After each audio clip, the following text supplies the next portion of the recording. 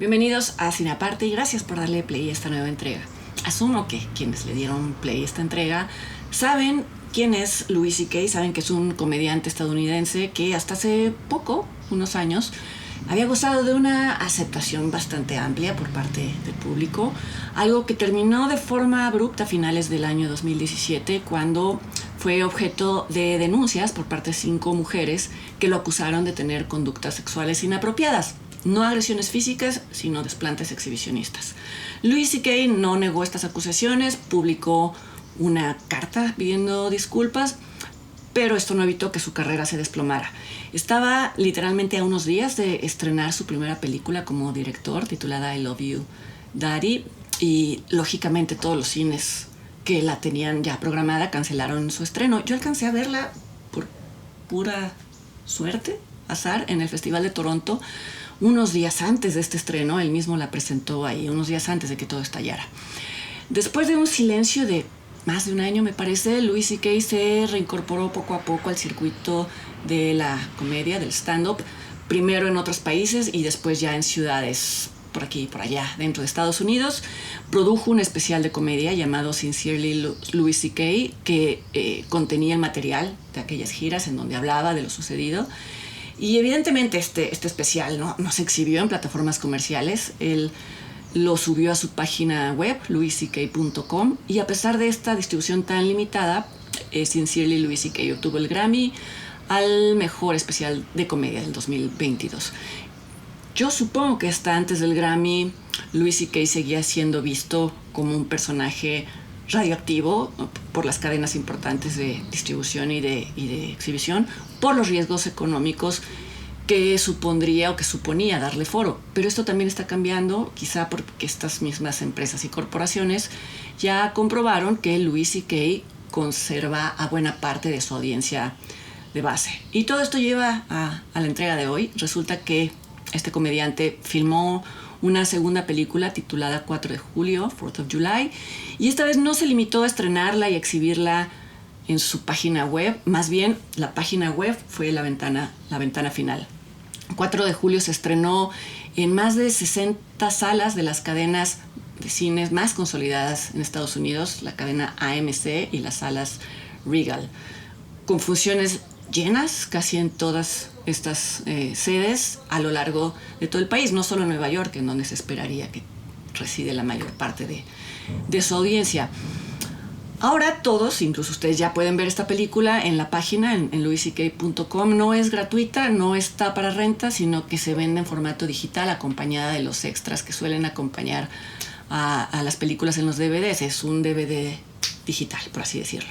Quise comenzar la entrega hablando de todos los problemas asociados, bueno, no todos, de los más importantes asociados a la figura de Louis C.K., ¿por qué no hacerlo y hablar directamente de la película? Sería ignorar el elefante en el cuarto.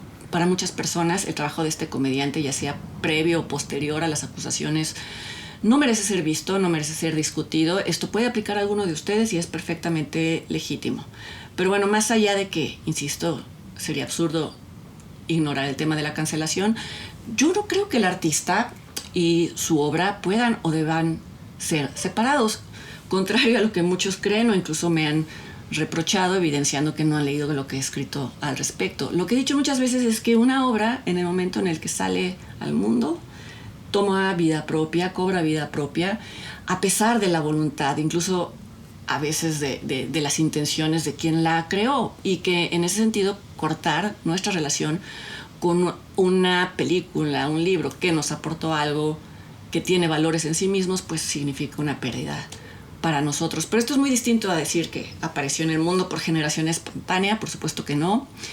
Puede que haya sido inspirada por los ángeles que en un momento guiaron a un artista, pero las más de las veces son el retrato de los demonios que lo habitan. Los artistas conviven más con demonios que con ángeles. No lo digo como un requisito, ni como un halago, ni como una justificación, sino simplemente porque son personas que para trabajar suelen mirar hacia adentro y entonces observan sus lados oscuros.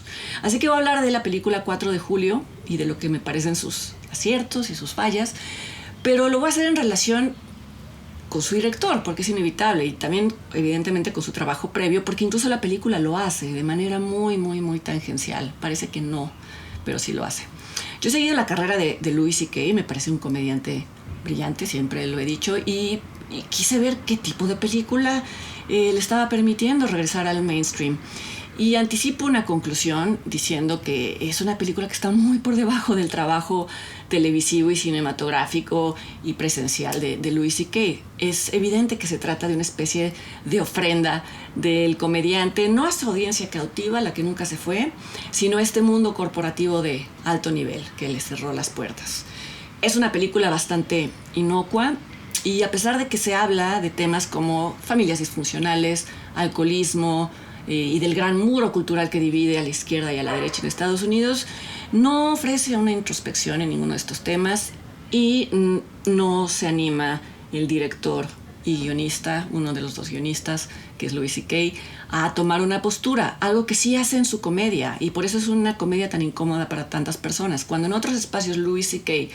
alude a las llamadas guerras culturales, lo que satiriza no son las convicciones en sí mismas de un lado o del otro. Ese es el gran error, creer que se está burlando de las convicciones. Lo que satiriza es cómo estas convicciones se están utilizando como armas de guerra, guerras culturales, para borrar del mapa al otro, a ciertas personas. Esto no sucede en 4 de julio. Más grave aún que no sea lo suficientemente incisiva es que no es tampoco una gran comedia. Creo que bajo los propios estándares de Louis C.K., no sería una comedia brillante, aunque él así la esté promoviendo, porque si lo fuera hubiera sido tan cáustica que no hubiera llegado a salas. La película cuenta la historia de Jeff, que es interpretado por el otro guionista de la película, Joe List, que también es comediante y que es cercano a Louis C.K., en tanto ambos me parece fueron guionistas para David Letterman. Jeff, el personaje, es un pianista de jazz que vive en Nueva York y su principal atributo es la ansiedad. Todo el tiempo tiene inseguridad, evita la confrontación, incluso hasta con la mesera que le sirve el plato equivocado. Es un hipocondríaco de aquellos los que siempre quieren tener una enfermedad. Se considera a sí mismo incapaz de asumir cualquier responsabilidad, desde tener un hijo con su esposa hasta ser el tutor de un nuevo miembro de Alcohólicos Anónimos, en tanto Jeff mismo es un alcohólico en recuperación. Esta sola descripción creo que deja ver que Jeff es un personaje derivado del cine de Woody Allen, un director a quien Louis C.K. admira y a quien hace un homenaje abierto en su primera película, en I Love You Daddy, tanto en los temas como en la estética. Pero creo que Joe List como actor no consigue reproducir el patetismo deliberado de los personajes de Woody Allen. Creo que solo el propio Woody Allen ha conseguido que otros actores reproduzcan el prototipo de neurótico que él construyó en sus películas. Louis C.K. no lo consiguió con Joe List. Otro guiño al cine de Woody Allen es que en las primeras secuencias de 4 de julio se ve a Jeff en sesiones con su terapeuta, interpretado por Louis C.K. Este terapeuta le hace ver a Jeff que el origen de su inseguridad no es tanto provenir de una familia disfuncional, sino nunca haber confrontado a sus miembros y sobre todo haber interiorizado el rechazo que él percibe de ellos. Una oportunidad para Jeff de cambiar esto sería asistir a la reunión familiar que se va a llevar a cabo a propósito del 4 de julio, de ahí el nombre de la película, aunque uno intuye que también se refiere a la esencia de ser americano o norteamericano para nosotros. La familia de Jeff se ve a sí misma como portadora de valores, o uno diría antivalores nacionalistas, como los que, por ejemplo, promovía Donald Trump.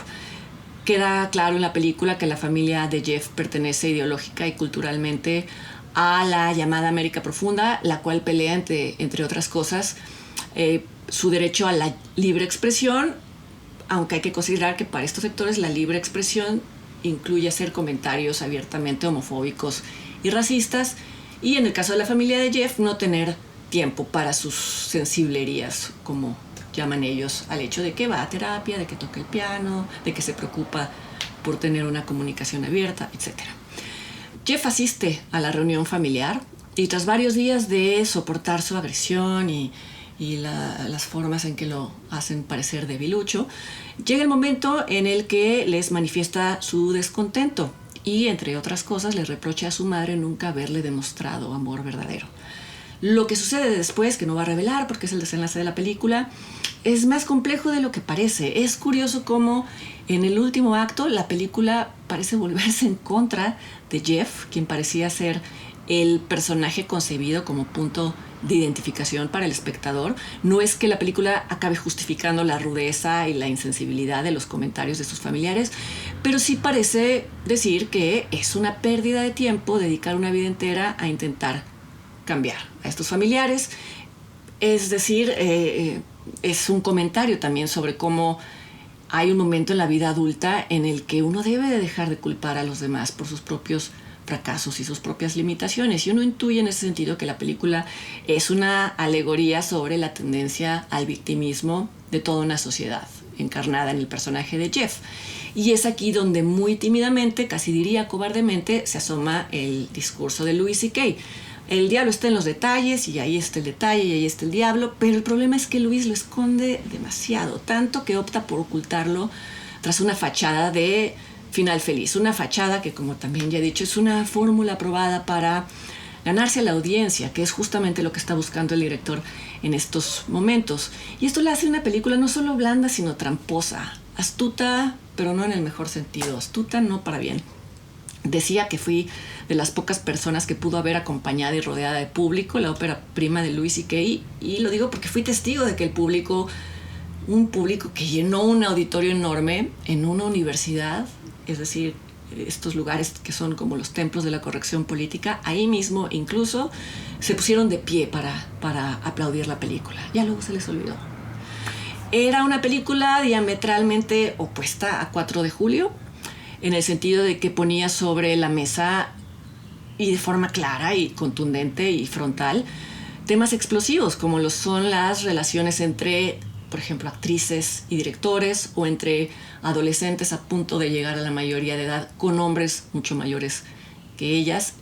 La diferencia es que exponía estas relaciones desde un ángulo no popular, que es desde el ángulo del consenso, en donde todas las partes estaban de acuerdo en lo que estaban haciendo. Creo que el valor de esta película es que permitía poner sobre la mesa estos temas que están dividiendo a la sociedad en todos lados. Y en ese sentido también era una extensión genuina de las ideas que sustentan la comedia de Louis C.K. No hay separación del artista y la obra, y creo que eso es lo único o lo mínimo que uno espera de un artista, más allá de comulgar o no con su visión del mundo.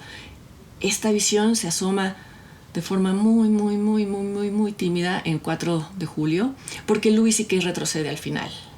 Es la película, creo que es un anzuelo lanzado con miras a ser perdonado por quienes lo castigaron, pero es una película que está muy por debajo del potencial de este comediante. La pueden ver en su sitio louisck.com, pero pues si ya andan por ahí, les recomiendo mejor ver su especial de comedia, sinceramente, Louis C.K. Y yo los invito, como siempre, a que me acompañen el siguiente fin de semana aquí a otra entrega de Cine Aparte. Hasta entonces.